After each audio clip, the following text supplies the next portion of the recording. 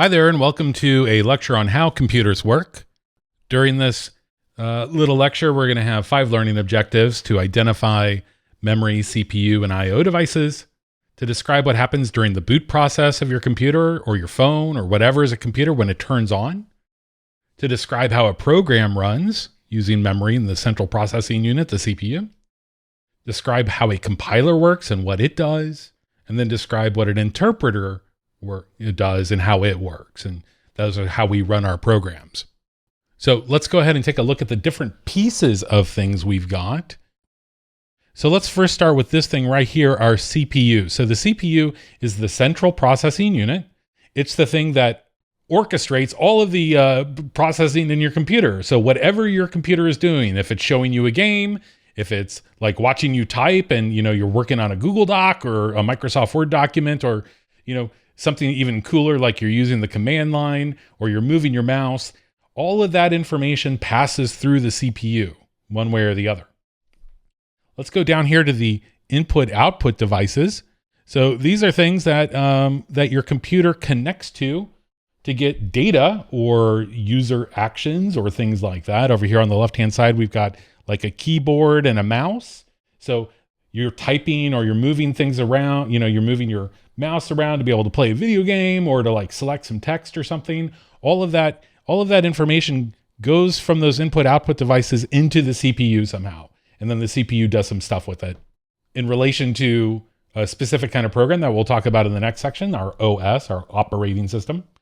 We also have a screen here. This is our display. So almost every computer has a display unless it's like a server sitting somewhere in a data farm somewhere. Your phone, if you have a smartphone, that has a display. I mean, the display itself is usually the input device as well. So when you're tapping on the phone, you're inputting data or you're inputting actions into the device, and the device is using its CPU to react to those touches, and then it shows it on the screen.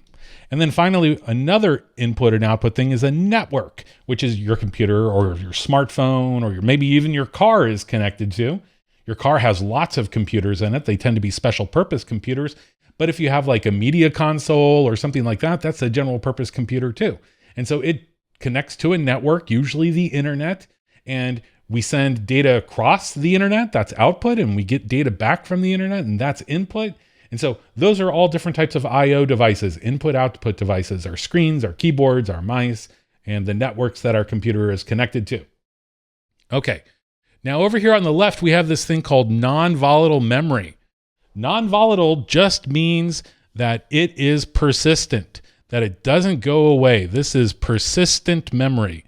If you turn off your computer or you reboot your phone or if you turn off your car and you turn it back on, you hope that everything is still working. All of that is saved to non-volatile memory. And non-volatile memory, again, is persistent memory. In the old days, we referred to these things as hard disks or floppy disks or some kind of disk. Although nowadays we have solid state storage devices, and that's usually what we find in most of our computers now, SSDs of some kind, solid state device. And so your phone has a certain amount of storage in it. The more expensive the phone, the more storage you get usually. The same thing with your computers. How much hard disk space, how much storage space does it have? And then on those non-volatile memory devices, we have things like our operating system, Mac OS or Windows or Linux, if you're using that. We have things like internet browsers, programs like internet browsers and Steam and Visual Studio. These things are windowed programs. When they start up, they have a window on the screen, and then you interact with the window. With Chrome, you'd start it and then you'd type in an address. And with Steam, you'd start it and then, search the store or launch a game. And with Visual Studio, you would open it up and then you would modify and create and delete text files using Visual Studio. Then we have another kind of program, Python and C++ compiler, for example. These are console-only programs. They don't have a window associated with them. So if you run Python, it doesn't create a window unless you tell Python to create a window. And C++ compiler doesn't have a window at all. It just reads files and does stuff. And so normally, with these types of programs, you have to interact with them through what's called a terminal or a shell. And then finally, the last type of thing we have are just regular old files, Word docs and stuff like that. We've got a Python file here and a C++ file here, program.py and main.cpp. So all of these things, those are just normal files. All they do is they contain data. They don't run. You can't run a file, even though sometimes it looks like you can. You can double click maybe on a file on your computer and it will open up whatever application is associated with. But files by themselves are just dumps of data. You just dump data inside there. And so these things, just normal files, all they contain are data. Whereas these application files up here, they contain data and instructions. So there's data and instructions. So that's how our computer knows what to do. Over here on the right-hand side, we have something called volatile memory.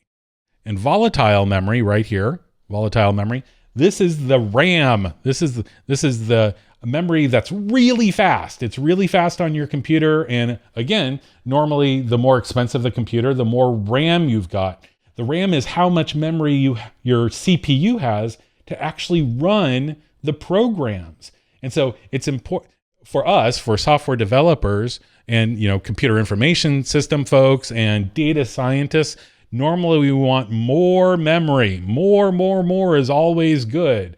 On this computer that I'm running right here, it's a 10-year-old computer, believe it or not, but it's got 64 gigabytes of memory, which ain't too shabby. That can load a whole lot of stuff like, editors and virtual machines and art programs and animation programs. I do it all. Anyway, so I've got 64 gigabytes. Some people are lucky enough to have like 128 gigabytes. I mean, that's a pretty high-end machine there. Most days now you'll find computers with either 16 to 32 gigabytes of memory. And again, that's the volatile memory. It's volatile because when you turn off your computer, all of the data in that memory goes away. And that's why when you start up your computer again, like what you were doing doesn't exist anymore. You have to start back all over again because that volatile memory, it goes away every time you turn it off. Now let's talk about the boot process or the startup process of your computer. When you turn your computer on, this thing called a bootloader is the first thing that runs really-ish. And what it does is it tells the CPU, hey CPU, I know where to go find your operating system on non-volatile memory. And so what the CPU does is it says, hey, I'm going to go over to that non-volatile memory. I'm going to find the operating system. Oh, there it is. There's the operating system. And what I'm going to do is I'm going to read all of that back into over here. I'm going to read all of that over here into volatile memory. And so now what we have is we have our operating system running in volatile memory. And that operating system is the thing that, you see you hear a start sound like the Windows sound like doo-doo-doo-doo, or you hear the Mac sound like bah, So when that operating system starts, that's the thing that's starting your computer and taking over everything. The operating system, after it loads, it says, I own all the memory. I own everything. You've been pwned. The operating system also says, hey, I'm going to handle all of these input-output devices here. And if another program wants to be able to use them, it's got to ask me for permission. So this is what happens when you start your computer. This bootloader right here, number one, tells the CPU where to go find the operating system right here, number two, and then it loads it into memory. And now everything from everything you do is going to go through that operating system. If you start up your phone and you tap on an app on it, that's telling the operating system, I want to start a program. If you log into your computer after it's booted up, that's you telling the operating system, hey, it's me, Curtis, and I really want to use you. So that's what the boot looks like. First, it takes the operating system, puts it into volatile memory, and then the operating system says, I own all the volatile memory and all of the devices. If anybody wants to do anything, talk to me. Like that. That's important. Now let's talking about running a program. Let's run a fun program. Okay, so we've loaded the operating system. The computer's just sitting there waiting for you to do something. So what you do is you let's say you use your mouse over here. There's your mouse. And so you click on the Steam icon that's like over here. There's a little Steam shortcut. And that tells the that message goes through the CPU to the operating system. And it says, hey, operating system, I want you to load Steam for me. So the operating system then tells the CPU, hey, CPU, go find me Steam. And Steam is over here. So it goes in and finds Steam and it loads that up. And then it sends it over here to memory, just like the operating system. And then Steam gets loaded into memory. So Steam gets loaded into memory.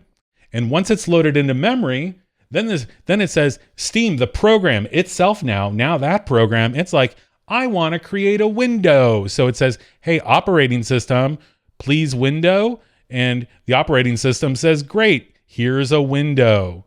And so once it has that window, that gets sent back through the CPU-ish.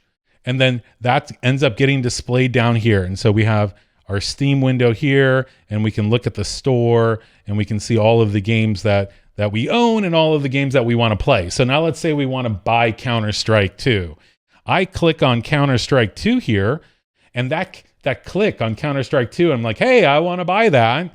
So what that does is it tells that click actually goes to the CPU, which then is sent to the operating system. The operating system sends that click to Steam, and Steam's like, I need to buy a thing. So now Steam tells the operating system, I need the network. And so now the operating system says, here, you can have a pipe to the network. And Steam is like, thank you. So it goes to the internet, and it's like, buy Steam or buy Counter-Strike 2. And, data happens and crap like that. And then data comes flowing back from the internet into Steam. And then Steam takes all of that data and sends it to the hard disk. And that's where it ends up saving Counter-Strike 2. And then you're like, I want to play Counter-Strike 2. Great.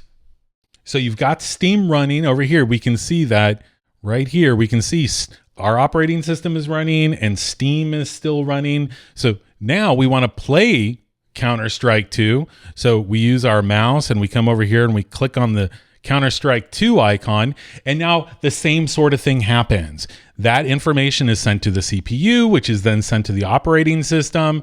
The operating system says, oh, now I want Counter-Strike. So it says, hey, CPU, go find Counter-Strike. Great. And now that you've got that, bring it back here and load it into memory. And so now I'm getting all of Counter-Strike loaded up into memory. Counter-Strike 2. Now that doesn't necessarily mean all of the game assets and stuff like that. I can still read those off of the hard drive if I want to, but the game engine itself, that's what gets loaded into Counter-Strike 2. Then Counter-Strike 2 says, hey, OS, I need a window. And the OS says, here you go, here's a window. And it creates a new window down here. Let's just say we've minimized Steam. Now it creates a new window, right there like that. And it's like Counter-Strike 2. And now Counter-Strike 2, the game, can actually draw things in that window. It can interact with you. And so now when you come over here and you click on Counter-Strike 2, boop, boop, boop, boop, I'm shooting things. All of that information is then sent to the CPU, which gets sent to the OS, and the OS sends those clicks back to Counter-Strike 2. And then Counter-Strike 2 does something with them, and it updates the window. So this is the flow of data as we load a program into memory and interact with it. That CPU, that central processing unit, almost everything goes through the CPU. Sometimes we have shortcuts with graphics cards and things like that. And if that's true, that's great. The operating system is taking care of that for those programs. And it's like, here's a window. And CS2 is like, great. And then it writes to a GPU or something like that. But CPU is kind of like where it all happens, We said, hey, we want to play Counter-Strike 2. We said, hey, we want to play Counter-Strike 2. And Counter-Strike, it's like, hey, operating system, I want that. And then operating system said, go find it. And it found it. And then it brought it back and it loaded it into Counter-Strike 2, into this memory area here. And then it said, hey, we want a window. And the operating system said, here's a window. And now the operating system, or now Counter-Strike can actually draw to that window. And when we click on that window, that event gets sent to here, which is then sent to the operating system, and the operating system sends it to Counter-Strike 2, and Counter-Strike 2 is like, oh, it just clicked on a loot pack. Great, I'm going to go update the screen. And so that's how programs work. We load programs into volatile memory, and they run and do things on the screen, and we interact with them. But the central processing unit is where all of that orchestration takes place. Now let's talk about running a compiler program. So a compiler is things like, if you're using Visual Studio, then it's MS Build and their C++ compiler. If you're using Xcode on Mac OS, it's going to use Clang. If you're using Go, the language Go, then you'll be using a compiler called Golang, the Go compiler. If you're using Rust, there's a Rust compiler. Lots of programming languages have compilers, but generally the compiler chain is specific to a family of languages. So Golang only does Go, and Rust compiler only does Rust. And the G++ and GCC compiler, it does a handful of languages. And then Clang also does a handful of languages. Now, what a compiler does is it takes, we have a compiler here like C++ compiler. And so our C++ compiler runs on files, main.cpp. So let's say that we tell the C++ compiler somehow, hey, we want you to run on main.cpp. And so what it will do is we type something like G++ main.cpp, or we click a build button or something like that in our program, or in our IDE like Xcode or Visual Studio. What that does is that tells, hey, that command goes to the CPU, which is then sent to the operating system.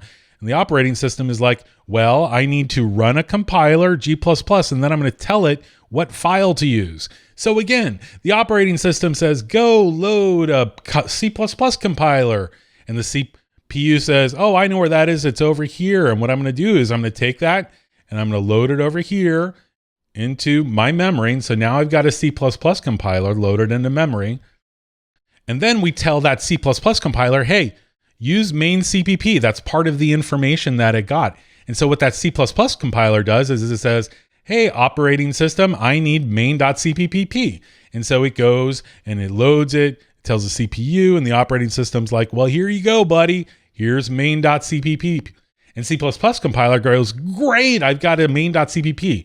And so it thinks about some stuff. It's like, I'm going to turn this into some code, into a program. And once it's done, it's like, I need to take this program and put it somewhere. So it tells the operating system, I need a new file. And the operating system is like, here, I'm going to create a new file over here for you. And this new file over here, you can put stuff into it. And so this is like main.exe. I need this file. And it says, here you go. Here's a thing that you can use to write to that file, main.exe. And C++ compiler is like, great. I'm going to take that and I'm going to go put all of the programming stuff into there. And so now that it's done writing, once it's done, the C++ compiler is like, woof, that was a lot of work. Now I'm done. And it goes away. It just stops. C++ compiler just runs, creates a program, and then we're done. Then we can run that program in the same way that we ran all of the other programs. We'd just come over here and, we would click on some sort of shortcut, or we would type like main.exe into our terminal, and then that would go and load main.exe and run it. So that's how a compiler works. A compiler, and this is really the most important part, it creates runnable programs. That's really important right there. It creates runnable programs that you don't need anything else to run. All it does is it's like, hey, great. Now I've got this main.exe down here. After I've compiled that main.cpp, that gets turned into another file, main.exe, that the C++ compiler creates, and then you can run it. So it creates a runnable compiler. What does that even mean? It doesn't create a runnable compiler. It creates a runnable program. Let's get rid of that right there. It creates a runnable program. It creates a runnable program right there. Program. So now the operating system can load this file, main.exe. It is in the language of language of the operating system, of your operating system. So it's just a bunch of bits and bytes sitting in there that the operating system knows how to run. So that's really important, because we have another type of program called an interpreter. Running an interpreted language means using a program to run another language, not like a compiler that creates a program for us. The interpreter will read the source code for our program and then interpret it. That language or that thing doesn't go away while it's running. So examples of that are like Python and Ruby and Perl and JavaScript. These are all interpreted languages. There's a lot of interpreted languages. So these are the things that are interpreted. They require another program to run. Remember, back over here in our compiled one, main.exe, once it was compiled, it could run by itself. Interpreted languages require some other program to run. So here we go with our back here. So let's say we wanted to run program.py. What we would do is we would end up typing something like Python 3 program.py. And what happens is this says, hey, I need the operating system to go load Python for me. So the operating system says, go load Python. And all of the program loading happens the exact same way. The CPU goes and finds it and then loads it into memory. And now we've got Python running too. So we've got Python 3 running. But now Python 3 says, hey, operating system, I need that file, that program.py file. And so the operating system says, here's a file, go get it. And so Python 3 is like, I want to go get this program.py. And that gets loaded directly into Python 3. See, it doesn't go anywhere else. It goes into Python 3. And then Python 3 runs the code, runs that code right there. So maybe it like prints some stuff out to the screen like, hello world. But once it's done, once that program is done, Python 3 goes away and there's nothing left, right? It doesn't write a new file. It doesn't write a new file like our compiler did. Our compiler created a brand new executable. Instead, Python just loaded a program file, program.py, ran the instructions in there, and then said, I'm done. We're all done. And that's how interpreters work. It takes a file and interprets the instructions in it, but doesn't create new programs. It just goes like that and does whatever it needs to do. So we learned about different types of memory. We learned about volatile and non-volatile memory. Non-volatile memory is a hard disk. It's the stuff that sticks around when your computer's turned off. Volatile memory gets wiped away every time the computer gets turned off. Our central processing unit, the CPU, that's the thing that orchestrates everything. And our I/O devices like keyboards and the internet and the mouse and the screen, all of those things are ways for us to interact with running programs. During the boot process, the bootloader tells the CPU where to find the operating system, and then the operating system gets loaded into volatile memory and takes over everything. And then all other programs have to ask permission of it to do stuff. A program runs by getting loaded into memory and then executing and telling the CPU what to do. And it tells it to print things, and it tells it to go to the internet, and it tells it to create files. That's what a program does when it runs. But the operating system is in charge of making sure that that program is running nicely. A compiler takes a input file or more than one and turns it into another file, a program that can then run on that operating system. And so once the compiler is done, you'll have a file all by itself that you can like double click on or something like that, and it will actually run that program for you. And then finally, we have interpreters. And an interpreter interprets a file. It reads a file, looks at the instructions, and determines what to do based on the instructions. Once the interpreter is done, there's no extra files. It's just done. Ta-da! And that's how a computer works.